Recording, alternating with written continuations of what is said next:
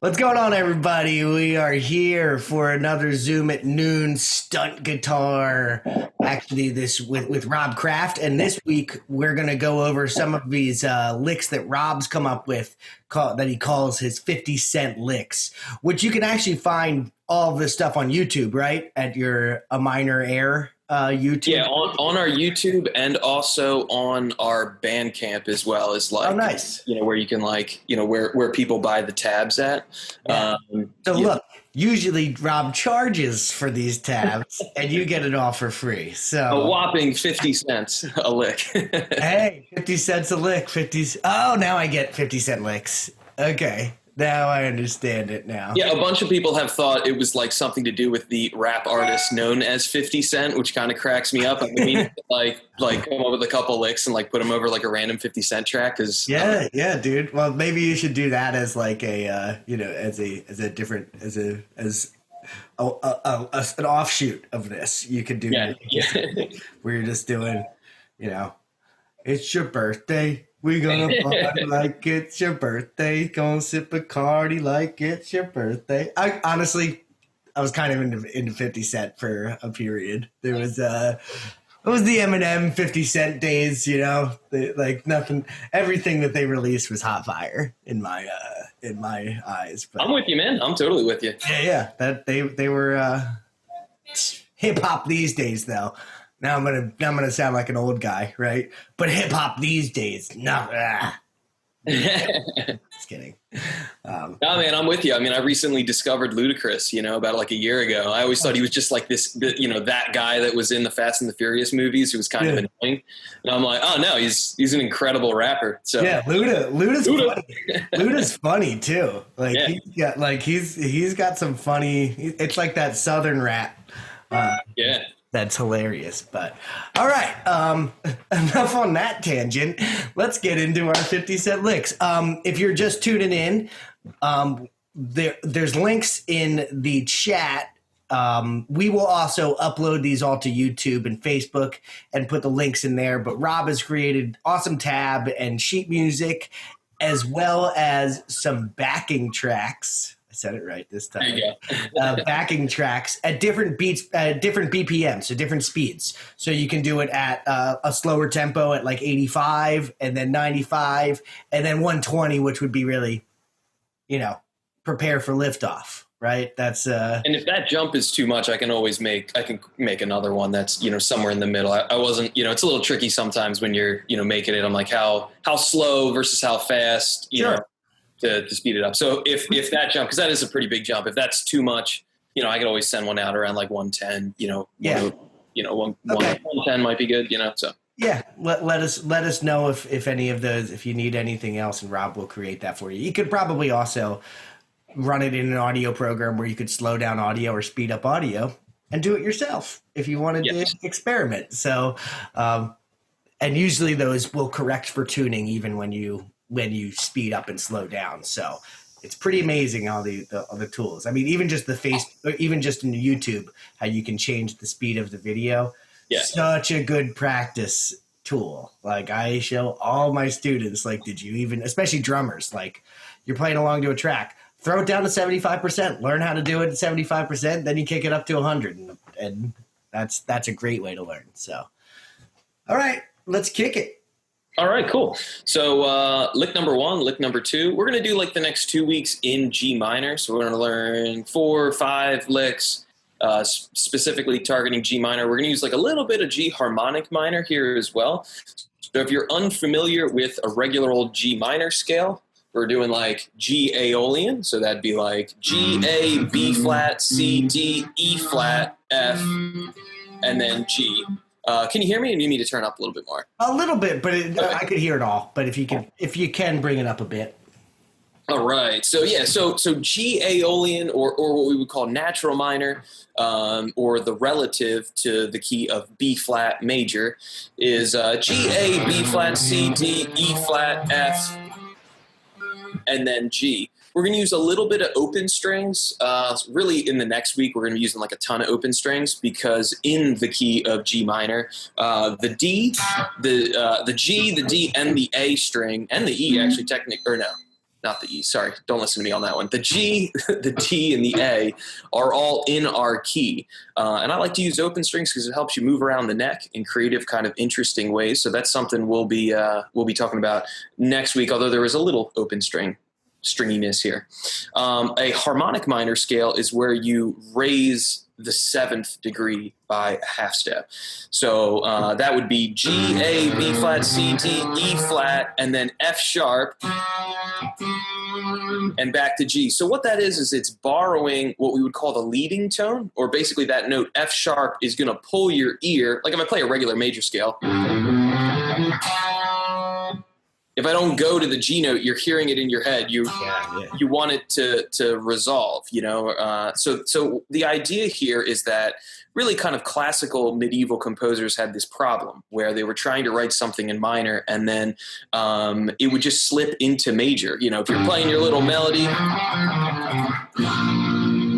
you know, it resolves back to the major. And the problem is like, you know, but I'm trying to write something in minor. I want to keep it in minor. So the idea was to borrow that leading tone from major, which turns your 5 chord to a major chord. That's kind of the whole point.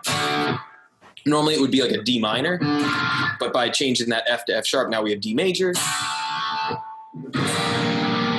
And that creates that motion or that like want to resolve or stay in the tonality of G, or hearing G as like your tonic or your root, instead of slipping into B flat major.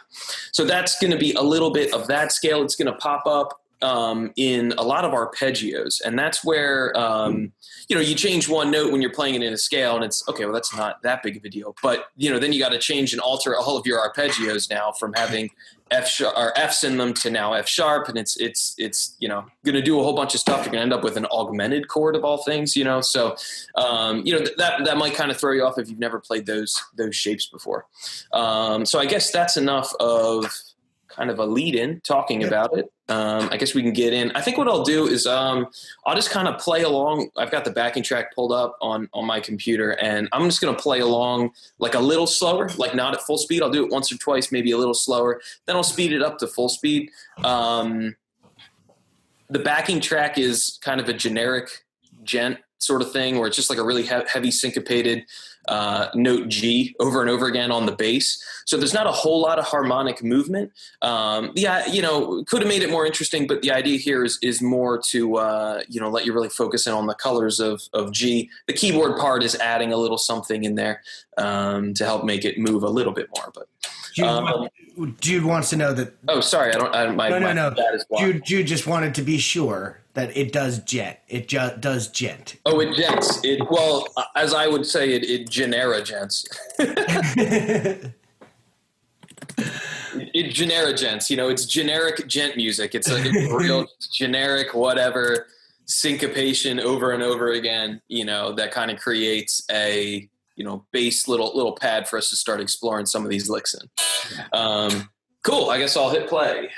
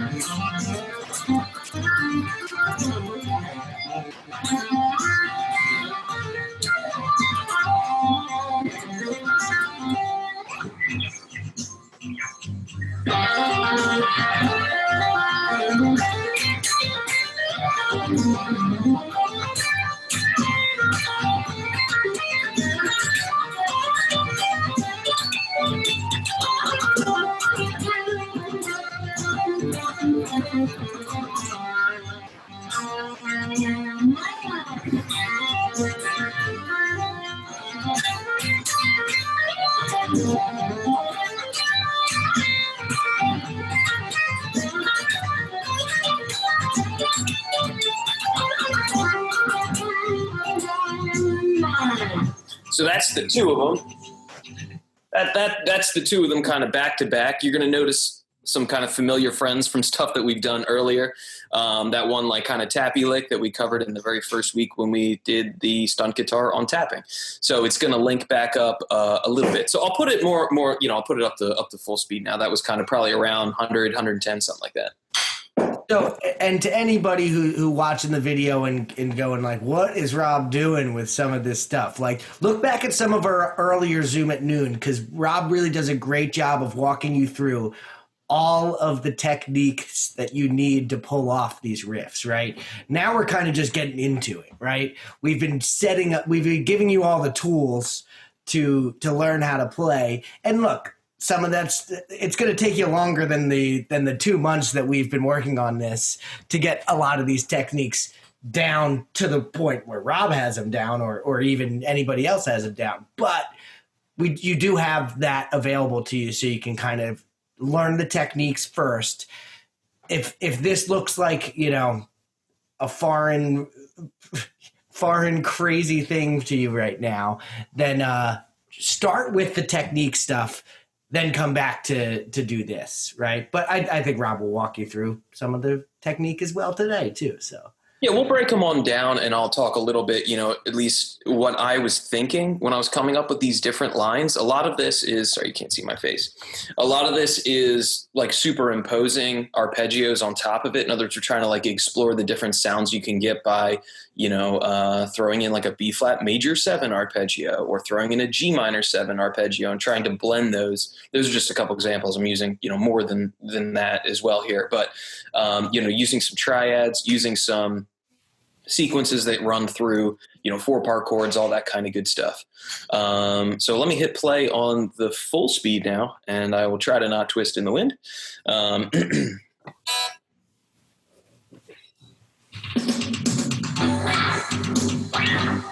2, 3.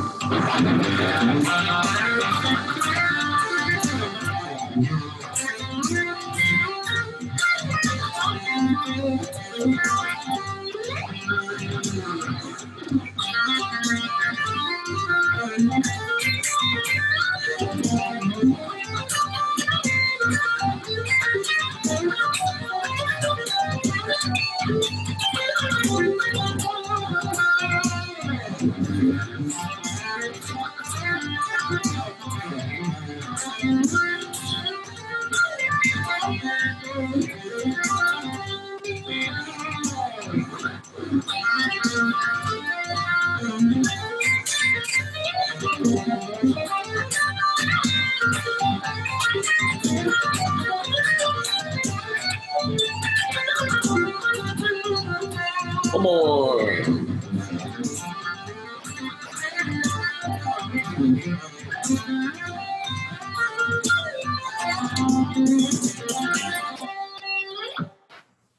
Hey. All right. He still got it. He still got it. Stay up to speed. First pass was a little sloppy, but, and I'm even cheating. I'm using like a muter on the top today. All right, cool. So the first one is sort of the full context for the little tappy lick that we've done in the first week. So if you guys remember back to this guy,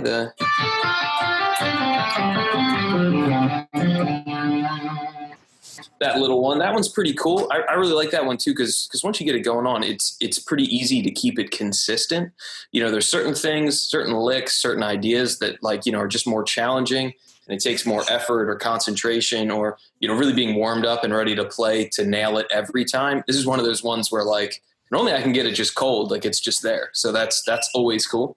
So the full context for this one, I'll play the lick just nice and slow.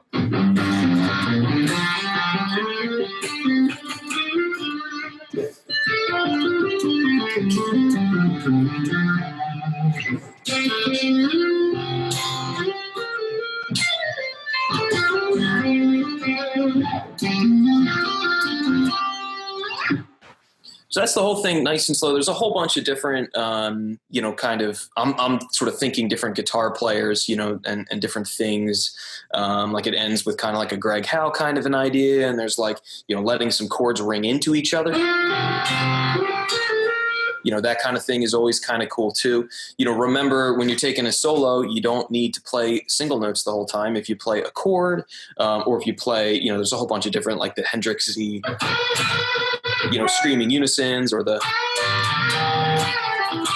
all those kind of classic rock licks are awesome ways of being able to cut through the band, or cut through a dense mix. They're just going to make the guitar scream. We don't always want to make it sound super pretty. So for this one, I'm actually kind of thinking like a G minor 7 arpeggio to start. It's really just G minor 7. So a minor 7 arpeggio is a 4-part arpeggio or 4-part chord. So, a triad would just be G, B flat, D. That would be just regular old G minor. You add in the 4th note is considered a chord tone, at least to jazz musicians or, kind of modern pop musicians, I guess. So, that would be the note F. And if you've never worked on those, those are good to get going on in all the different positions.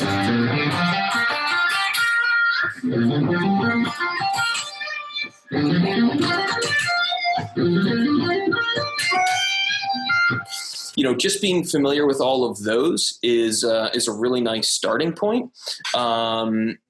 It's kind of funny because a minor 7 arpeggio it's really close to pentatonic. It's really just pentatonic, like minus a note. But when you're really trying to take your improvisation to the next level, starting to target chord tones is like a huge part of that. Learning to play inside is actually very challenging, to be able to like nail chord tones.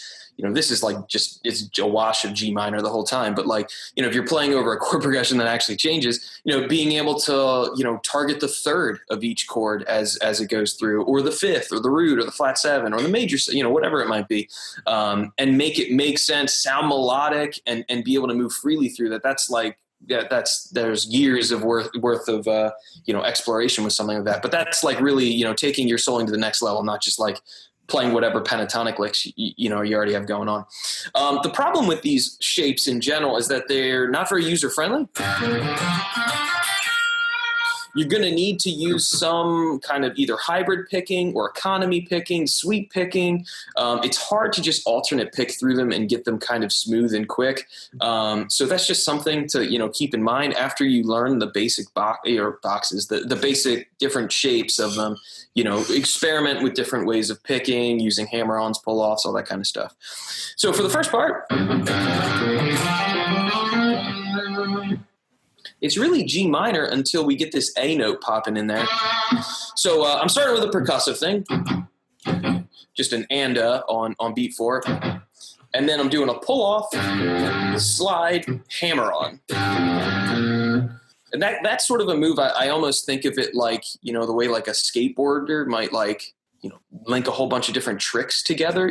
That's kind of what we're doing. It's like, and keeping them in rhythm and not warping it, not doing your slide quicker than your pull off, your hammer on. That's the hard part.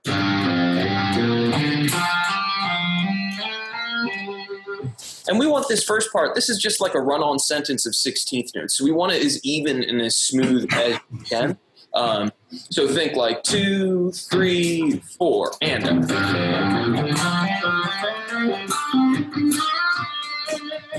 So what I would do is I'd recommend breaking it up to that point. So learn that part, get that going on before you worry about the next part. I'll kind of show where I think you should break it up as you're learning it. So just work on that part and go nice and slow. So it's like a pull off, hammer on.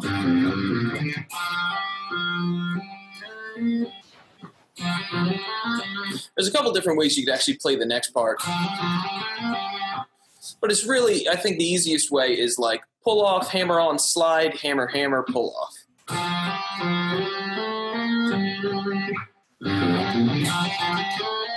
That's kind of like a different way where I did like pull off, hammer on, then a slide. So there's a couple different ways you could do that part. But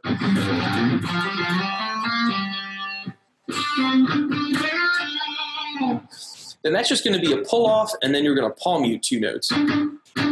Now, if you've never like palm muted on like your higher strings, it can be a little tricky for it to not just get totally squashed and sound kind of bad. But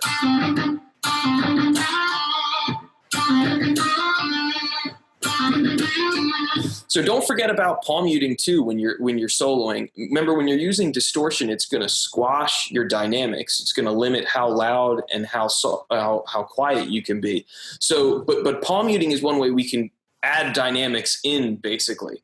So that can be on like a rhythm guitar part or an a lead as well is really cool. It helps give a lot of shape.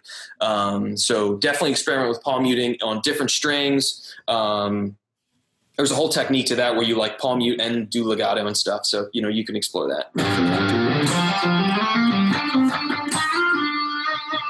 So that's kind of the first part. It's a lot of like either pentatonic or a minor 7 arpeggio.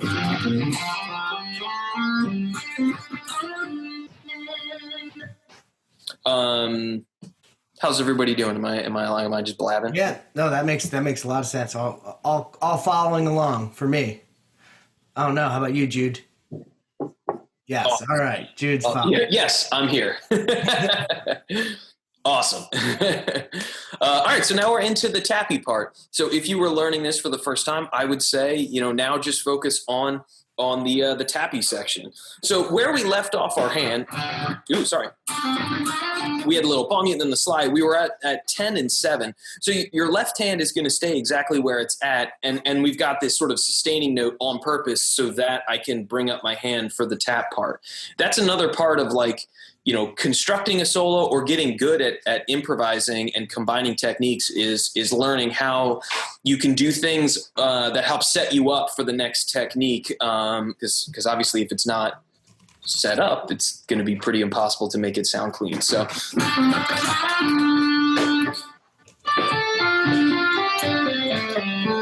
Whoops.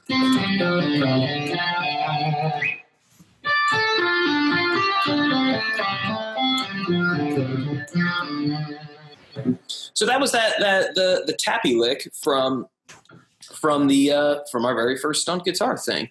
So this is giving you the full context really for where that quick little thing came from.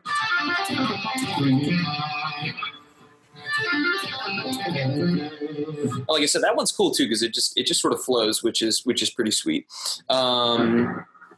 So we're using like multiple fingers to tap, just kind of briefly again.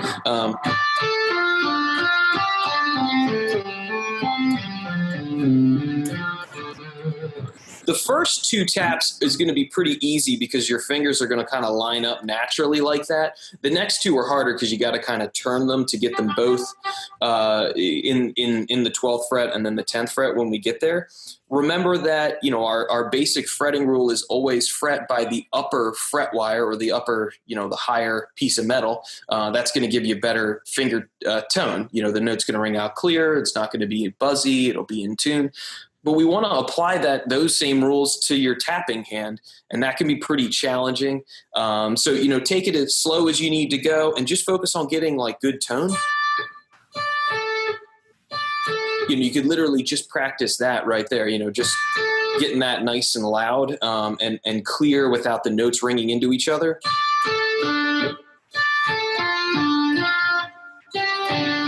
That's going to be harder, when we get to the 12s.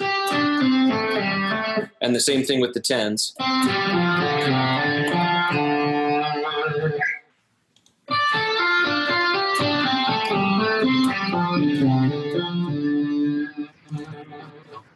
So I would, again, break it up in those 2 chunks so far and just practice the first part. Do that a few times.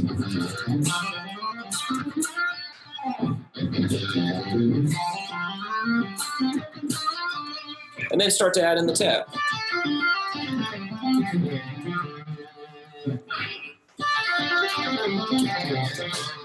And then combine them.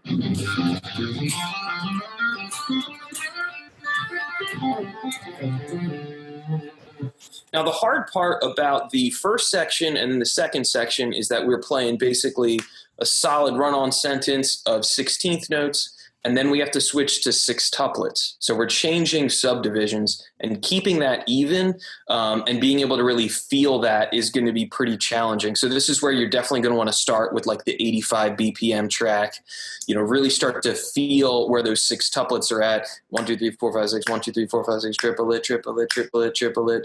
Whereas your 16ths are bup, bup, bup, bup, bup, bup, bup, bup, being able to go back and forth between those 2 subdivisions and being, confident and, internalizing it it is really the key. Also, because the tappy lick is the way it's grouped is it's not grouped like an obvious, like an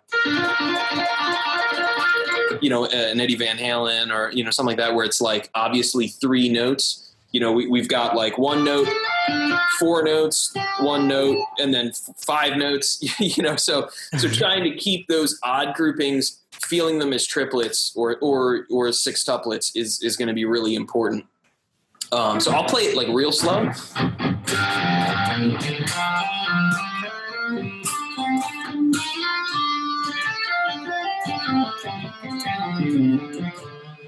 So that's what you're going to want it to feel like. 1 E and a 2 E and a triplet, triplet, triplet, triplet, triplet, just like that. Cool so far? Yeah. All right, awesome. So for the next part, again, if you're breaking it up in little chunks, I would practice the next section.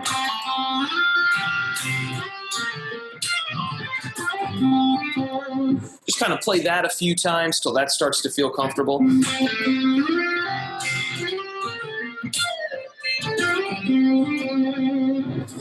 So I'm just doing a hammer-on pull-off between 5 and 2 on the 3rd string. Then I'm sliding right up to 10th fret and then barring across 8 with my index finger. This is going to be tricky because your form for the pull-off is going to be down low where your finger's close to the 3rd string. But then when you move up, you got to arch your finger up because we want these to ring out like a chord. So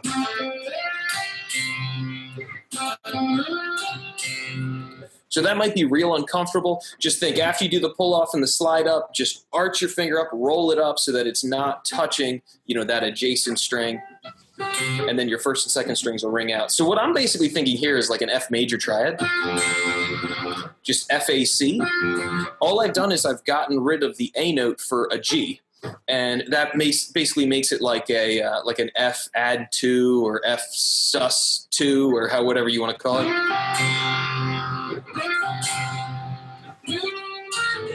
Then for the next part, I'm going to change fingers. So I'm going with my ring finger now, and then we're doing a pull-off hammer-on while that note rings out.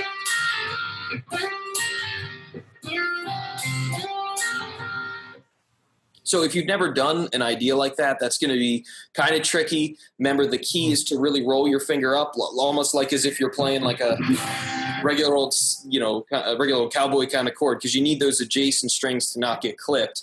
And then I'm thinking kind of the same thing. So if this is an F sus 2, this is G sus 2. So I'm sort of playing around with that idea, but I'm using the minor 3rd now in the middle.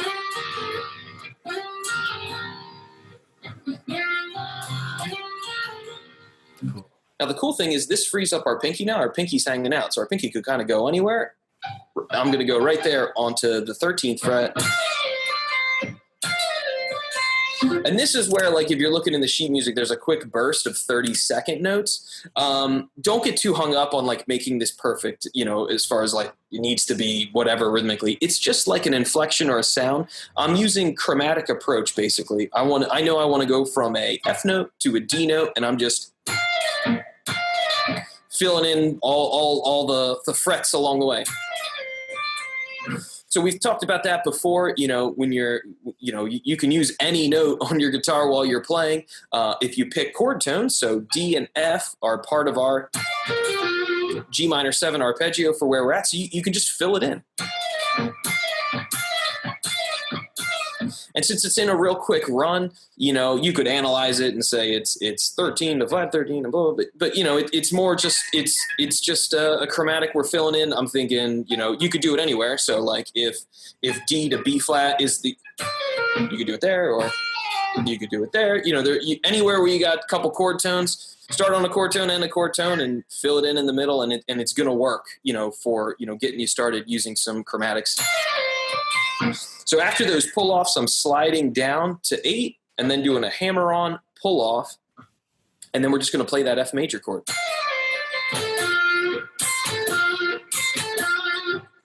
So this is where, arpeggios and knowing your triads is really useful because you can make your lines sound really colorful and interesting. So, I'm doing a little chromatic thing, hammer-on pull-off, and then just playing an F major arpeggio.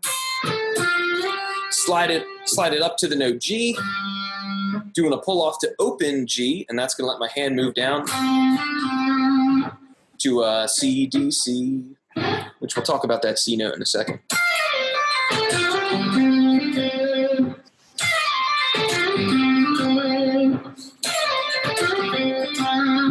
I'm using a real quick sweep to play the F. I'm just going up, up, into that slide, pull off to open, and then C, D, C. So this C note is a tension. So it's a note that wouldn't be normally included in the chord. That's basically what a tension means. So you've got your normal chord tone. So in this case, G, B flat, D, F. And then there's other notes that you can add that work great. Really, it would be the 9 and the 11 against this particular chord. The E flat note is not a tension because it's a half step away from, I should have said that. So a tension is something that's a whole step above a chord tone. If it's not a whole step above a chord tone, then it isn't a tension. Unless it's a dominant chord, in which case you can play anything and it doesn't matter. So, but in this case, since it's a minor 7 chord, we want to use a tension that is a whole step above a chord tone. So in other words, tension is like a note you can end your phrase on, like we're doing right here, and it's not normally part of the chord, but it'll sound and work great. So that's basically all a tension is. So the 9 is the most common one, or I find kind of the easiest one, because the 9 is normally over major 7 or minor 7. So that's a really nice one that you can add in, whether it's major or minor 7, or if it's a major 7, like, something like that. Just sounds really pretty. It's a cool thing to add in. The 11 is the other one that's super cool against a minor chord.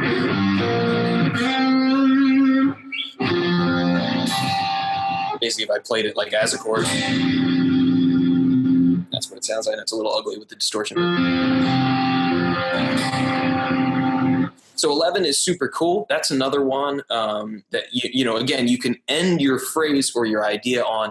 C is not normally a part of that chord, but it's going to work, and it's going to sound really nice against the minor 7.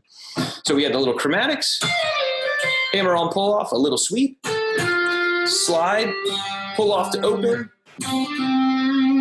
and then just hammer on, pull off, C, D, C, which sets us up for the ending. So again, I would practice it in this chunk.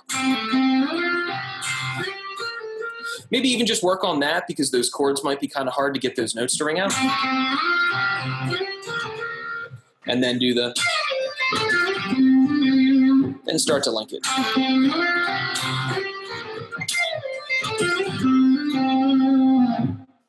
Then we got the ending. The ending is like a Greg Howe tapping idea. So Greg Howe is this fusion guitar player who's crazy good.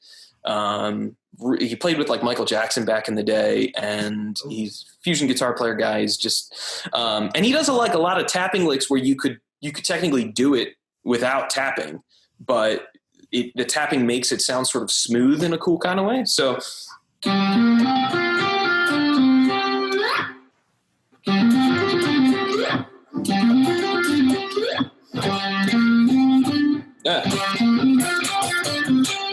Like that would be if I just played the notes, picking them instead of tapping. So you could do it without tapping, but the tapping gives it a certain sort of vibe and sort of floatiness. And tapping is usually impressive, to some people. It'll be like, whoa, what was that? So that's, another kind of cool thing about tapping. On the other hand, speaks up a little bit. You kind of go like, what's going on with that guy? Yeah.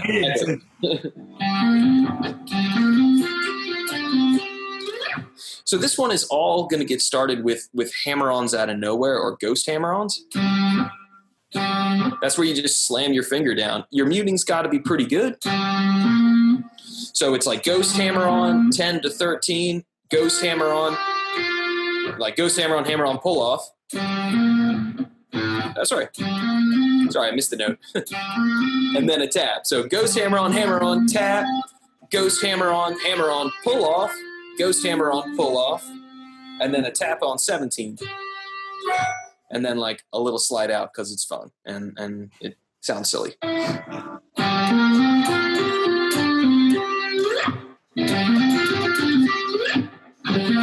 Oops, sorry. So like I said, you could play it without the tapping, But Greg Howe does that kind of thing a lot, and it's super cool. So, you know, I definitely recommend checking him out and, you know, having fun with it. So the whole thing at kind of a slow speed, 3, 4.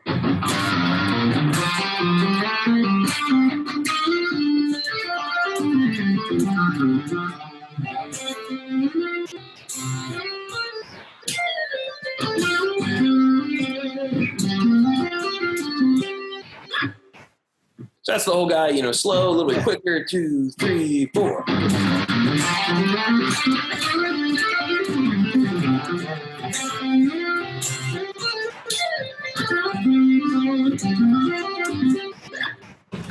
More or less kind of up to speed. So that is lick number 1. Very good. All right, cool. Any questions so far? Everything cool? And any questions? Steve's in now too, so we've got Steve and Jude, the regs. Yeah. Thanks, guys. So Jude says, "Whoa, yeah." Rob has that effect on a lot of people with his playing. Whoa. Either whoa or throw a beer bottle at him. It's hey. one of the two, you know.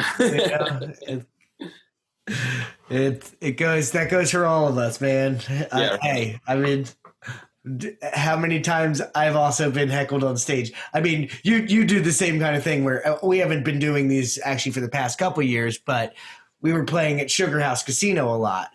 And that casino crowd is a special crowd. Yeah. I'll just say that. That's people just screaming out requests and stuff like that. And that's quite a crowd.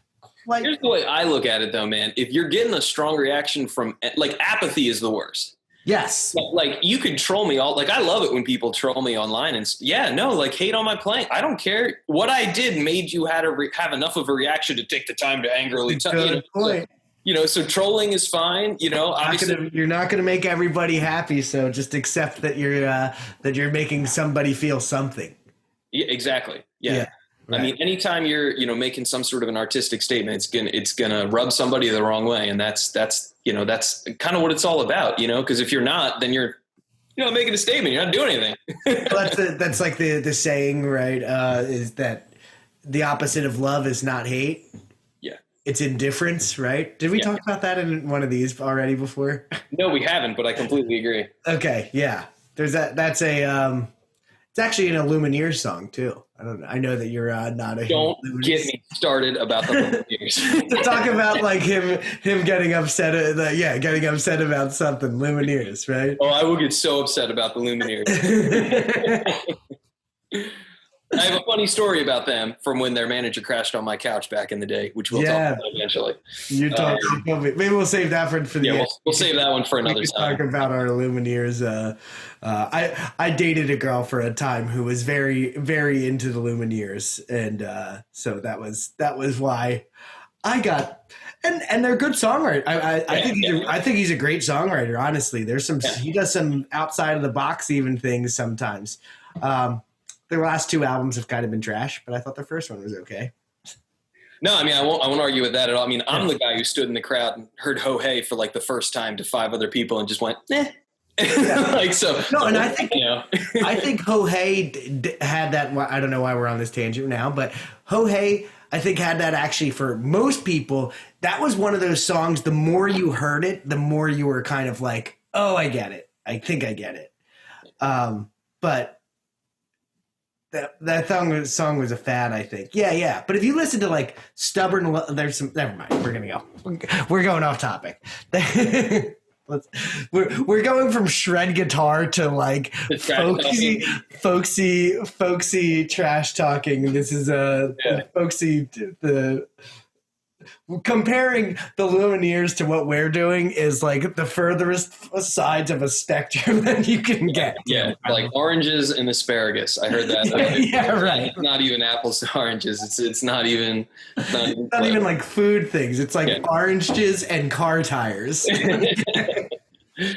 All right, cool. Let's get into lick number 2 because this one is going to keep us busy for the next 15 minutes, I'm sure. So for this guy, we're starting off with an open string. Oh, I should change my angle. So we're starting off with an open string. So it's like open and then hammer 3, hammer 5, tap 12, back to 3.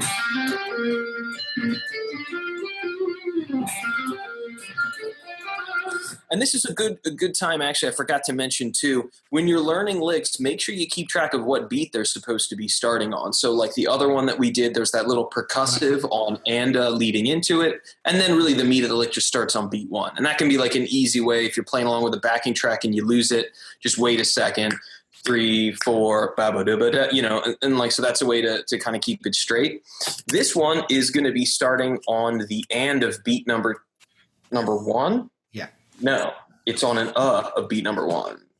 Ba-da-ba-da-da. Yeah, it's on the sorry. Yes. I was thinking it was an and. So yeah, it's going to be the of beat number 1. If you're not used to doing syncopations with 16ths, that can be a little confusing as well. General shorthand, I tend to just like say that the is like real close to the downbeat. It's just kind of farther out than you're used to the and, like 3, 4, and then the E is just like a closer one, 3, 4, E.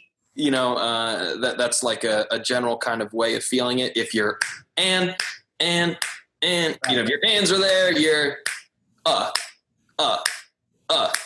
Yeah. Kind of. Yeah. No, I think that's a really good way of putting it. I think I think of it a lot of time as like anticipation, right? Yeah. You're just getting there beforehand. You're just rushing it a little bit beforehand. Just getting there, which is a cool trick. It kind of surprises people's ears, right? That's why we do it. If we put everything on downbeats all the time, it would get very boring. Yeah, your basic syncopation is Smoke on the Water, and if all you do is play that, it's going to sound Mary Had a Little Lamb, pretty quick, right. So 16th note syncopations and really diving in. I mean, that's what the gent genre really is all about. It's just like all really heavy 16th note syncopations. And then it's funny because then when a downbeat or an and rolls around, all of a sudden that sounds super hip because you're like, whoa, that was not on an E or an up. Yeah, right. So it's like 3, 4, 1. 3, 4. Sorry, I put it on the wrong spot. 3, 4, 1.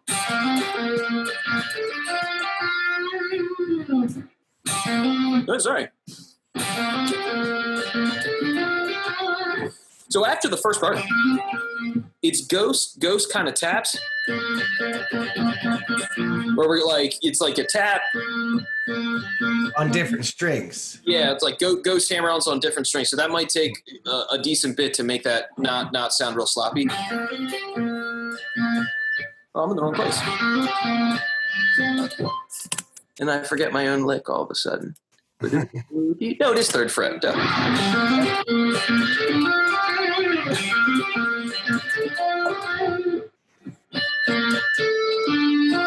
So after you do that you go to 14 on the 3rd string, and then I'm moving up the neck, 7, hammer 10, basically 7, hammer 10, tap 12, back. This is all just basic pentatonic, it's really kind of chord tone, actually. It's like 5th, flat 7, root, flat 7.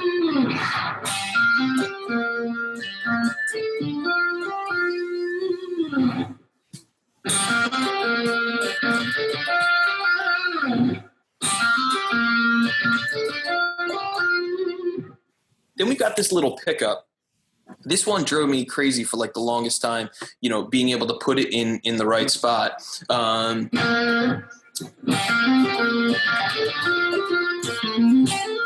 No, that's right. It's the next part that the next part that messed me up. So the next part is on a downbeat, but then when we get into these arpeggios, there's a quick little rest in there to try to keep track of. So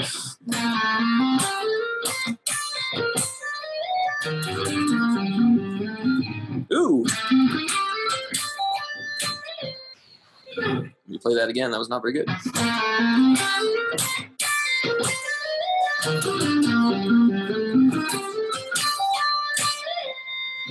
So again, if we were breaking it up into sections, I would do the first thing. When you feel comfortable with that.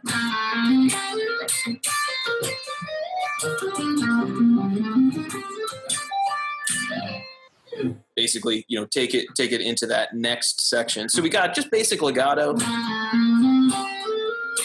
with a little string skip. So 8, 7, 8, 10 string skip, 8, 10, 11, 8. And you can pick it however you pick it because it's legato.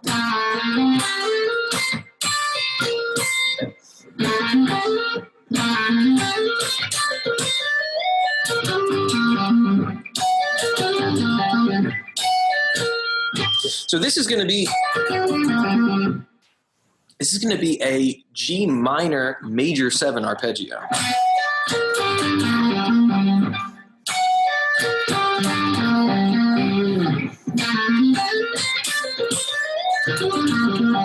And that's the arpeggio that would kind of throw me off a whole lot. That's why, finding when you run into a problem like this, when you got like a more complicating lick, finding like a good place to go back to so that you can play it in context once you get the notes is super important, because you don't want to practice it putting it on the wrong beat.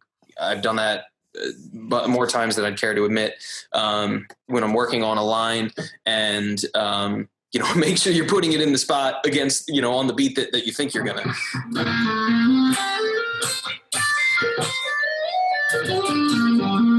So I kind of rushed it there.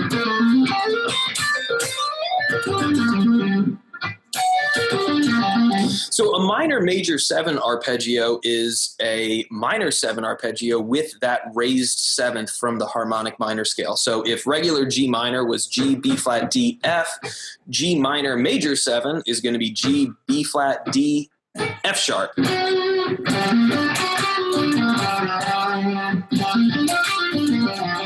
So that's minor 7, minor 7, then minor major 7.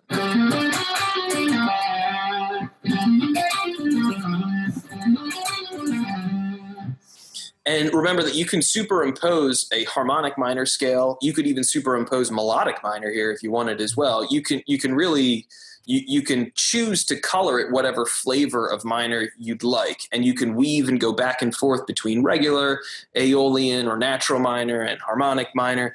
Because we're not really actually playing E flats anywhere in the backing track, you could do melodic minor too, but we won't worry about that for now.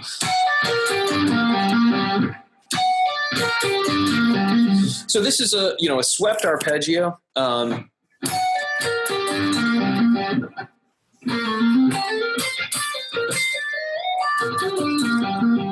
So it's basically just a whole bunch of ups till you get to your 5th string. Hammer on pull off, and then we're going to play A minor 7 flat 5. At least up to that point. So A minor 7 flat 5, A minor 7 arpeggio would be A, C, E, G. A flat 5 would be A, C, E flat, G. So if we're in regular old, we're kind of going back and forth. The minor major 7 is harmonic minor. This is back to basically regular minor, you could think of it as. Minor 7 flat 5 arpeggios are super cool. They're also like a naturally occurring arpeggio. It's the 7th chord in any major key. So we're in like B flat major. So A minor 7 flat 5 would be that arpeggio. Then basically what we're doing is just stretching out. I'm thinking regular old G minor again. So just a wide stretch from 10 to 15. The frets are small up here, so it won't be too hard. Then I'm doing just like a slide, basically targeting 13 before I move to 8, but it's more just want that inflection on the note.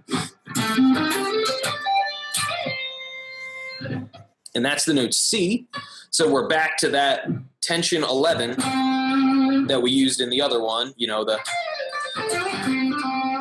we ended on that C note over here, same kind of thing.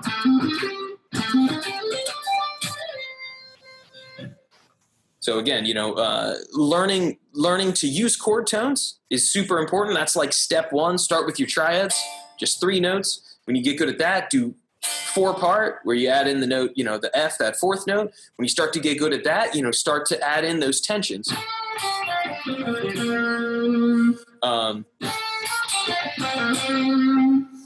And then that's going to make your, whoops, that was not what I wanted.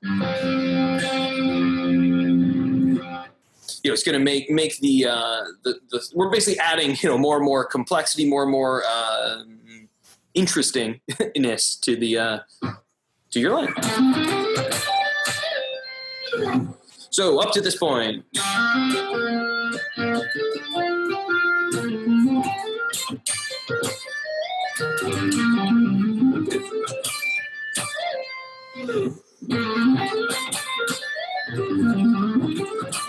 Of course, I can play it fast. I can't play it slow, clean. There it is. So one more time.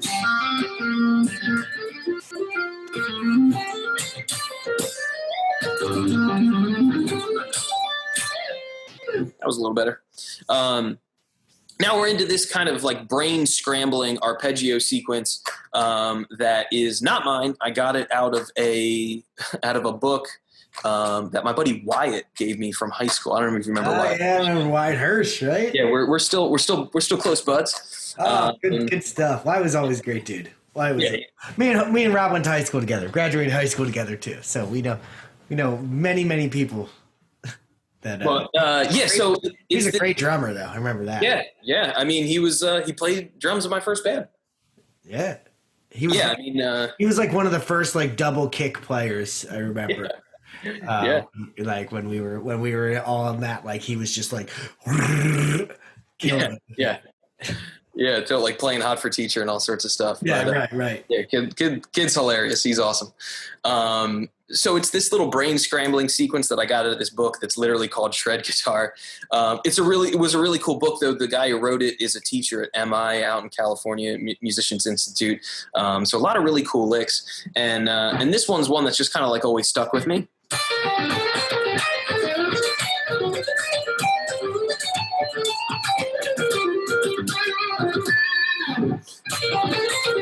Oops.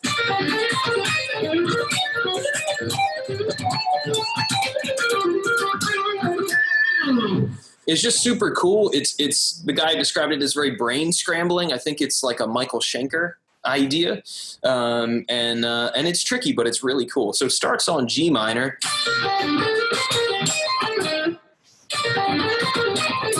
And then, so it's like we're going G minor and then to like A minor or A diminished.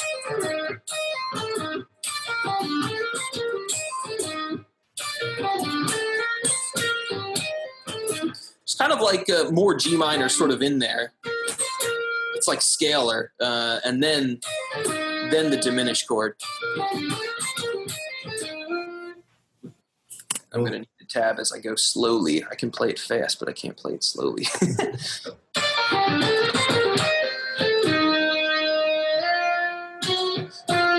That's right. So then we finally got this augmented chord. So this is, again, a harmonic minor thing. So augmented is where the fifth has been raised or augmented. It's been made larger. So if you have regular old, you have regular major. Augmented is going to be like that. So there's really four main triad types. You got major. Well, I guess if we go in order, you've got augmented, major, minor, and diminished. So those are your four choices for triads. There's only four. Right. That's enough. That's enough selection, already right there for just regular. And two of them you're using usually sparingly in a lot of cases, the diminished and the augmented. So, and I'd say most the augmented gets used the least, right? I think I have one song that I have an augmented chord in that I've written. Well, it's actually kind of Beatlesy. There's a bunch of songs where like the Beatles would, throw in that like augmented chord. My original band song, Blood Money, our sort of bridge section, I think we'll do that song actually, has an augmented chord in the middle. Like we're straight ripping off Beatles harmony, like on purpose, So augmented is super cool. I mean, all of these sounds is super cool. It's just a matter of like getting them in your ear, getting them in your head, and in this case, getting under your fingers because you've never played this shape. You're going to have to stretch more than maybe you're used to. So it's kind of like, we're basically like G minor, little bit of scalar stuff, diminished. And then I'm doing technically B flat major to then B flat augmented.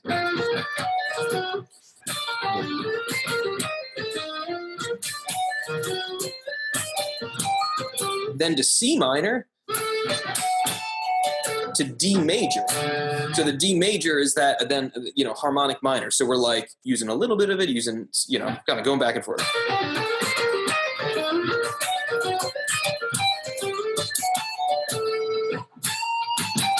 Oh, sorry. And then just ending with kind of a melodic, old school, regular old kind of blues lick.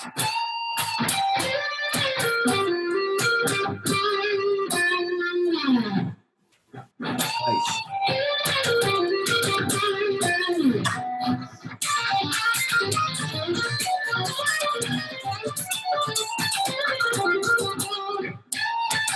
Oh, that's right. I'm doing a slide there.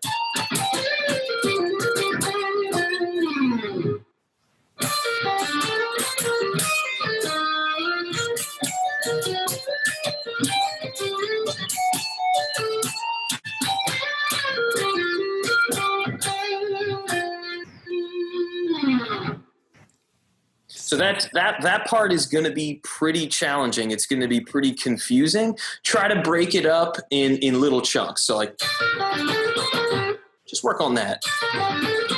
And then,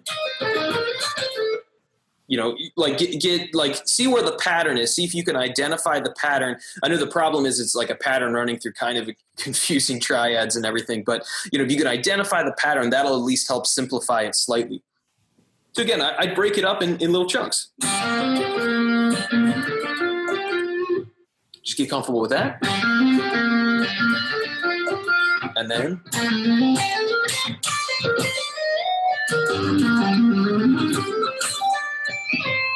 Get comfortable with that section.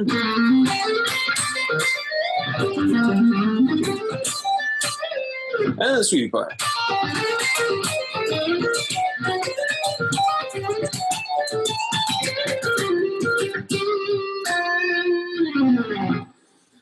So why don't we wrap up? I will play them slow with the backing track, and then I'll speed it up and, add speed. And hopefully, again, now that you've heard them a bunch of times, slow and fast and in context and out of context, the sound will all the little nuances will start to make sense. Ooh, my screensaver's on. Down a little bit.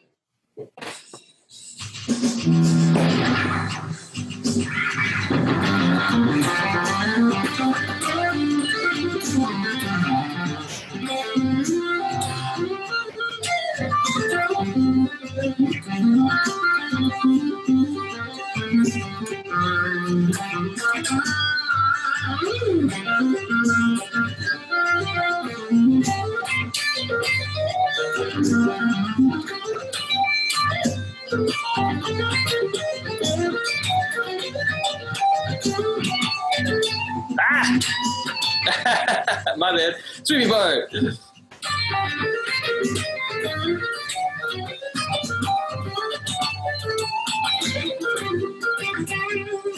again.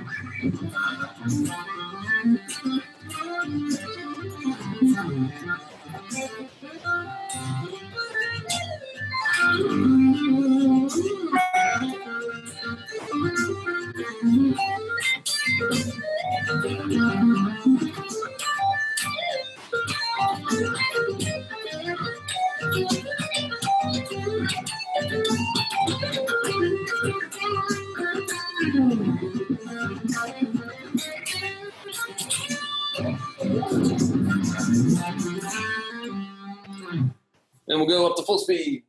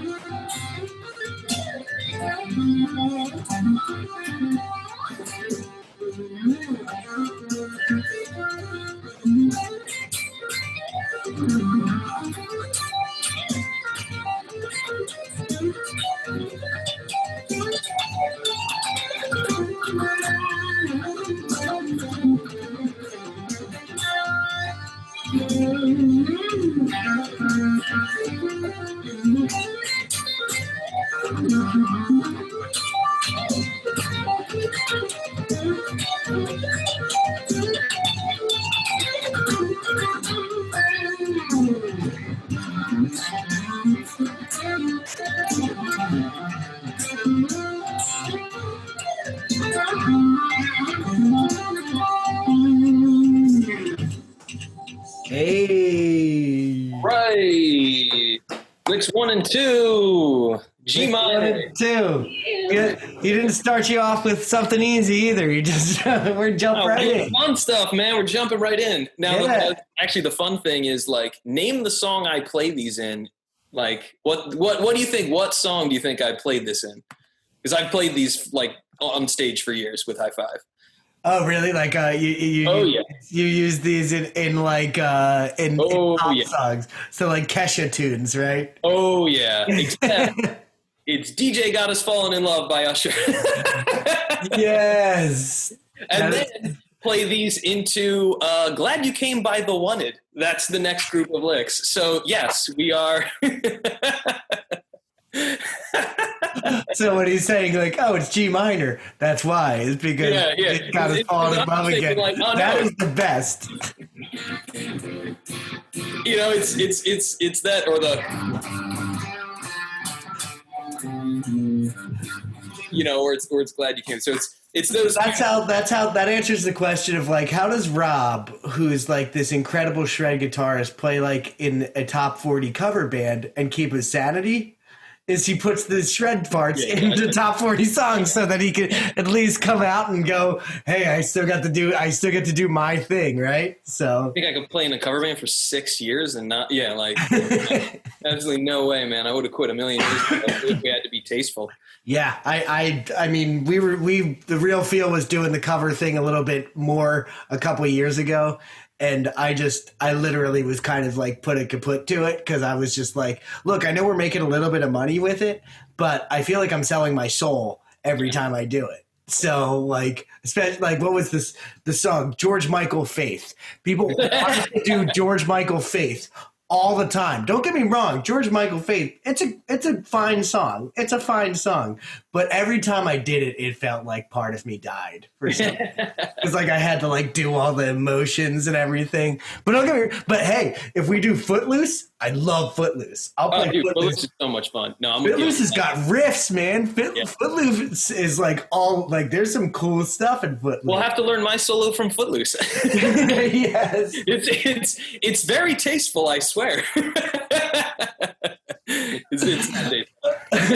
Well, there's a lot like even in the original guitar part. Yeah. The guitar part does some stuff in that song. You wouldn't expect it, but like it's the bass and the guitar are like they're synchronized in like that chorus doing like that all over, man. All right, anybody got any questions? Can you play Revenge by Captain Sparkle? It's the Minecraft version of DJ Got Us Falling in Love Again. Hypothetically. But I'll have to check out Captain Sparkles. That sounds like fun. I actually really like Usher. I will not hate on Usher for like... No, Usher's great. Like me and my wife have like a playlist that we've made of just like maximum aughts jams, you know? It's all that. I genuinely do actually like that music, you know? Yeah. Now, when we play Billie Eilish, I'm stuck on keyboards and I genuinely die when we do that one. But you know, at least this is fun. Nice. Uh-oh, who's Jared? Oh, there you are. Oh, sorry. Sometimes this old computer doesn't hang. I've upgraded everything I can on it, but that's all I can do. All right. I think no questions. Does anybody want to hear Rob's story of the Lumineers manager? I think we might wait to see what Jude says, or Jude kind of not really. Okay, real quick. So basically, my friend Katie used to manage them when they were called Wesley Jeremiah, and we were in a car ride together. And the guy, like the main guy, was being like a huge jerk to me about like going to school and like really studying. And he was like, he's kind of being a jerk, and I wasn't really enjoying that. So then they played Hey Ho, and that's why I was just like, yeah, man, but you like, you know. And then you know, and then look at them now. So that you know, he was a snotty douche about. Yeah, okay. You know, about like studying. Yeah, I had a guitar teacher. That like reminds me of this story. I had a guitar teacher when I lived down in California. Incredible guitar teacher. And had like a similar kind of story where he actually used to be the truck driver for Billy Joel. Oh, but he like would teach. He's a jazzer, so he would like teach some of the guys, and this is at least his side of the story. He would teach some of the players in Billy's band like some more jazz stuff, and like and he'd jam with them and everything like that. And apparently Billy at one point fired the guitar player and asked Rick Barta was the guy that I took lessons from, if he wanted to join the band as the guitar player. Again, I can't verify any of this story. and it's coming from a guy who's lives in Southern California, and I'm not going to say they're not honest in Southern California, but they exaggerate maybe certain things. So, but anyway, Rick's story was that he told Billy, "Nah, man, I'm a jazzer." Like that this like, and this is before like Billy Joel had gotten huge. Billy Joel, like he was touring, but you know, like probably doing like the college circuit, right? Like hadn't become the Piano Man yet. And then apparently Rick went to a Billy Joel show like once he became huge, and like waited for him after the show, like outside like the show, and Billy Joel was like, "Yo, Billy, it's Rick," and he was like, "Hey, Rick, you still a jazzer?" And it was just like, oh, that's such a sick burn. Such a sick burn. But anyway, Rick used to say like all the time, because when I first started taking lessons with Rick, I would say like, yeah, I don't really read too well. Like I'm not really that interested in learning how to read. And he was like, that's like meeting somebody who's like a brilliant conversationalist and can tell you amazing stories. And then you say like, oh man, I really think you should read this book. And like, they go like, nah, I don't read. I don't know how to read. You'd be like, yeah, you're good. You're like, you could be a good player without reading, but like you're missing out on all of this content by not knowing how to read. Yeah. So, and like that made me kind of go like, I'm still not a great reader. Like I'm not a sight reader. I'm total garbage. Yeah, my ear is good. Like I have a good ear. So my natural tendency is to rely on my ear, not my eyes. So it's something that I still need to work on, but now I don't fight it. You know, it used to be like, I'd just be like, nah, I'm not going to read. I'll figure it out. And it's like, no, now sometimes I sit down, especially if I'm playing, you know, some Beethoven or something like that, like read it. It's meant to be written. It was written down so it could be read. I took piano lessons. I forgot how to read music, so I'd listen to it and learn things by ear and pretend I was reading. Yeah, dude, we all know that, and all of your teachers knew that you were doing that, and we probably just let you get away with it. I actually, for my bar mitzvah, talking about reading, for my bar mitzvah, you have to learn how to read Hebrew. Right? You have to learn how to read Hebrew and read a Torah portion. So I was awful at reading Hebrew too. So I picked the shortest Torah portion of the year, which was like seven lines, right? So it might have been like probably like 3 sentences was my Torah portion. And then had my rabbi record her doing it. And then I just would listen to it all the time and got it stuck in my head just by listening to it. And then like, of course, I got on stage at my bar mitzvah and like completely lost it. Couldn't remember where I was or anything, got nervous, and then just started kind of just making noises. Like, I was just like, and then like for 95% of the people in that room, they couldn't tell the difference, right? It sounded just like Hebrew to them. And then, but like there was like probably like 3 or 4, you know, people in their 80s in the congregation that were like looking at me just horrified, shaking their head at me like, and this kid's going to get to have a party in an hour, right? He does not deserve the party. So we had some good stories to wrap this one up, right? Yeah, totally. You get the stories are an extra bonus. There you go. But thanks, Rob, man. This was awesome. I'm glad we're getting into the stuff that you're really, I mean, I know you like all this stuff, but this is Rob's like, he's already got this stuff prepared, so we might as well get it out there, man. Yeah, there's a lot more where this came from. So we can be busy for a very long time. So thank you, Steve and Jude, for stopping by again. Yeah, we'll keep doing them. I think we're just going to keep on doing these ones on Friday. Actually, next Thursday, we're doing a Zoom at noon, like kind of a live chat with the he's the music director of the Lansdowne Symphony Orchestra. He also works with the Chelsea Orchestra, I believe, up in he's big dude, a big orchestra guy. he's gonna talk about just like the position of what he's from Australia too. So cool, kind of real cool guy. Ruben, I just met him pretty recently. Actually, we've not ever met in person. We have only met virtually. But he's a really, really, really nice guy. And he thought it'd be a cool thing to let the kids know and let everybody know like what his role is. So that's next Thursday.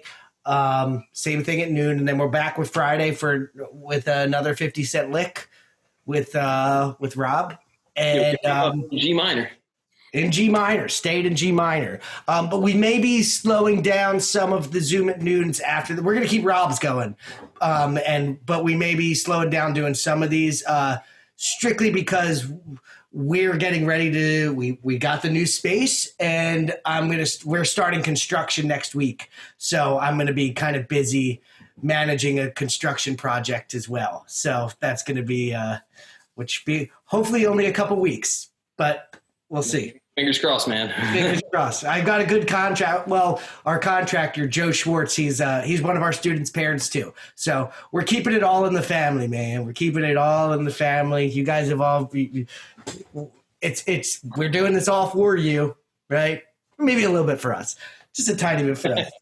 But I'm super excited. If you haven't seen the pictures, go check them out on social media. We just posted last night the official announcement of that we're moving into this spot. So it looks, thanks, dude. It looks it's fancy, but not too fancy. It's got a rustic vibe to it, which I really like. I don't want it to be. I can't stand the sterile music school. To me, that is like the strip mall music school is not what we're going for. So it looks much fancier than the church. Yes, that is true. And that, we really thank St. Francis for helping us out in the middle and while we were in limbo there. And we may still be doing some summer camp programming and some other stuff over there in the future. But they've been awesome to help us out. So we're really, they're a big part of our little community here in Rockdale, Aston. Oh, plus we're moving into the name of the area of the buildings is called the Rockdale Industrial Center. So can't beat that. Yeah. We got the name. People are going to think we own the whole place, but we don't. We do not. All right, dudes. Well, thanks so much. Everybody have a great weekend. Thanks, Rob. Thanks, Jude. Thanks, Steve, for hanging. And if like you said, if you have any questions or if you want Rob to create a track that might be a little bit more to your speed, let us know. And we'll totally take care of you, as always. All righty. Woo! That might have been a synced woo. I think we didn't even plan to do that. Take care, guys. Take it easy.